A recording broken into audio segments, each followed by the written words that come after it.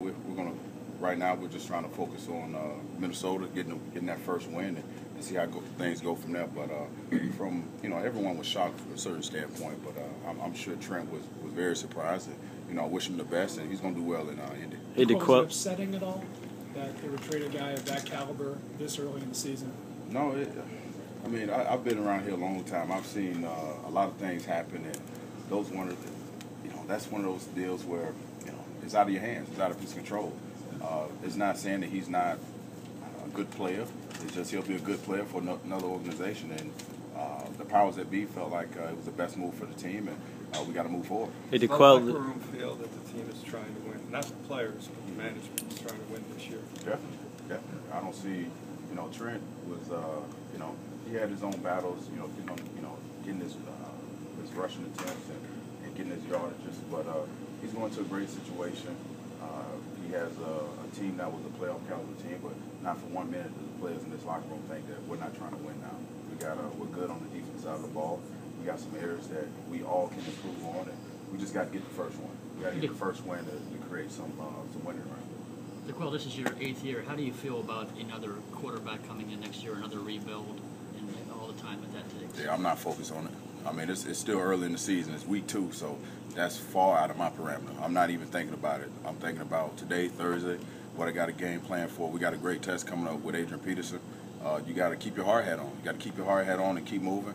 There's been changes in the last 2 years here, so a lot of guys should be familiar with it and know how to approach it, and it's still business as usual. Hey, DeQuell, you were in 2009 when Peterson, he rushed for 180 yards. Yeah. 3 touchdowns. Not to remind you, but I definitely remember that. What do you remember about him in that game? He's one of those special players. We were able to contain him somewhat in the first half, and I believe the second half is when he exploded. And I remember it. There's not too many guys that was here when that happened, so we got a great test coming up.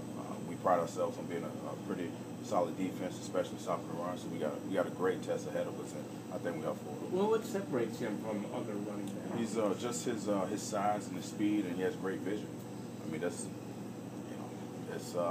Hadn't been too many running backs run for 2,000 yards, and he's been one of them. And one thing that jumps out at you is he has over 1,000 yards after contact. So he's able to not only run past you, but he's able to elude blocks and tackles, and able to take the distance. So he's a complete package, in my opinion. Hey, DeQuell, after what's happened to the offense, you're going with another quarterback, running back.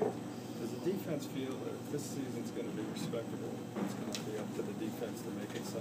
Well, anytime we approach the field, we know we want to be the side of the ball that they're putting around and on. But that's the selfishness that we do carry. And I can say the same about the offense. But we got a good group of D linemen in front of us. We're solid on the back end, so we pride ourselves on being one of the top defenses around the league. If that's having to play 10, 15 extra snaps, so be it. So anytime we approach the field, we want to take care of our job. Hey, DeQuell, the perception is among the fans that the new regime is willing to trade the number 3 overall pick from last year, that anybody could go at any time. Is that felt in the locker room? Is that a realistic concern now? From my experience in this league in 8 years, you got to always approach every day with your heart at. I said time and time again, you can't get comfortable. That's the reality of the business that we're in. Is that I told a couple of guys, you guys have heard of the Joe Montanas, the Jerry Rice of the world, and Peyton Manning. Peyton Manning is the first ballot Hall of Famer. And you saw what happened to him last year. So you just always got to have that in the back of your mind. But if that's the case, then you know what? That's the business. You move forward. You keep your hard hat on, and you keep pushing. And you mentioned earlier it's week 2. Yeah. We're headed into week 3. Yeah. It's almost unheard of for a trade like this to happen this early, and to signal, kind of a blowing up of last year's draft. Does that timing take you back at all? The only thing I can compare it to is the year we went 10-6 when Charlie Fry started the season off, and he was traded that Monday or Tuesday. We went on to win 10 games, so it happens. It happens.